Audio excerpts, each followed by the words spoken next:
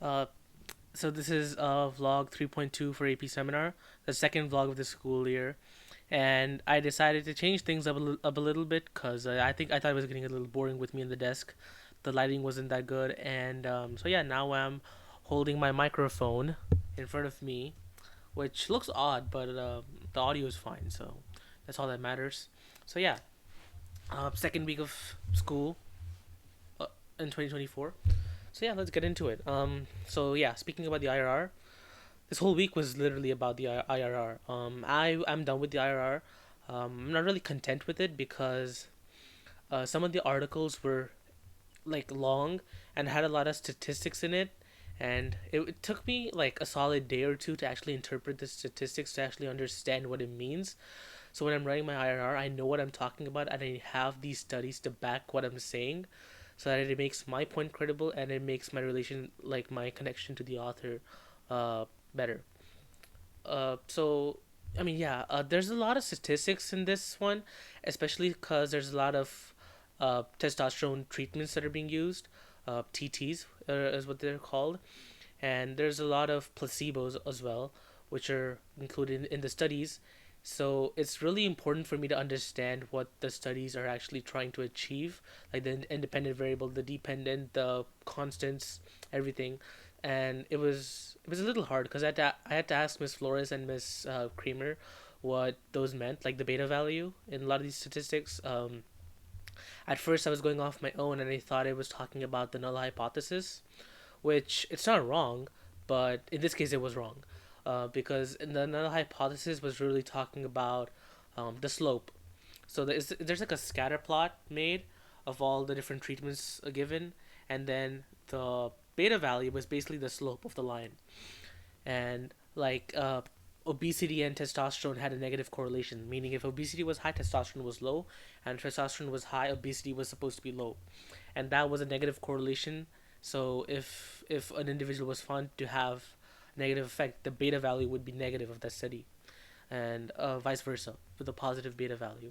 So that was a new thing that I learned, and there was a lot of these research studies that used beta values, and this time especially I'm more critical about the specific details because this time I'm grading myself in the IRR critically based on the rubric College Board has, because this is the AP exam and I don't want to mess around with my my AP exam grade. So besides our team issues, I'm trying to keep my IRR in the at a good level so that my score isn't affected heavily. Then with the peer reviews, Mia's got my paper, and I'm really hoping that I get some constructive feedback, so I know what edits to make additionally on top of what I thought I was gonna make in the first place.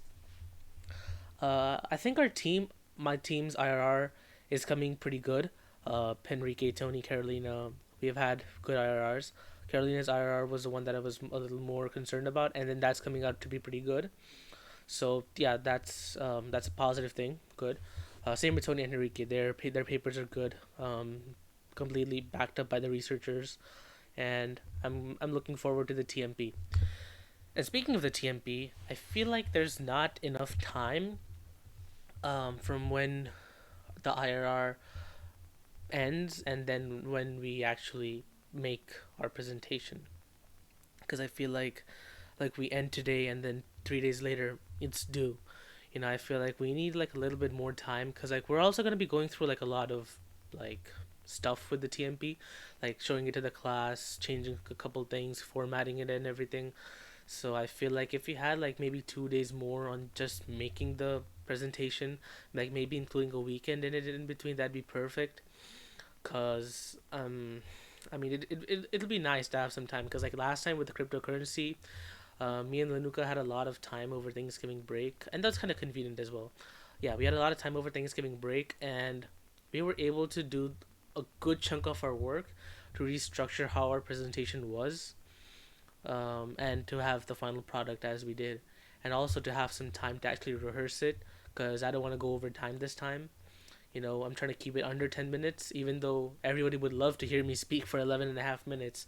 That's not what I intend to do, because you're not supposed to listen after 10. So that's a couple things we have to keep in mind, making each person's part roughly equal to 10, right?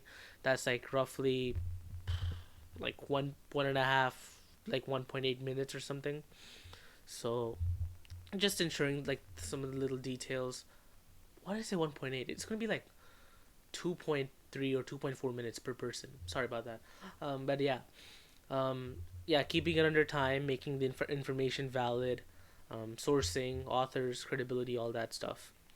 And yeah, that was pretty much it this week. I got Cheyenne's paper to peer review, so I'm like 40% there. So I still have a lot of highlighting, marking, writing, red pen inking to do on that. And so yeah, that was last week. Also, another fascinating thing I want to talk about was what happened in the things they carried. I feel like Marianne's character development was the best articulated character development I've ever written. She came in as Mark Fosse's little girlfriend, 17 years old, straight out of high school. All the other dudes are jealous because he got his girl there, so he can basically get whatever he wants. And then he was little. Uh, what's the word?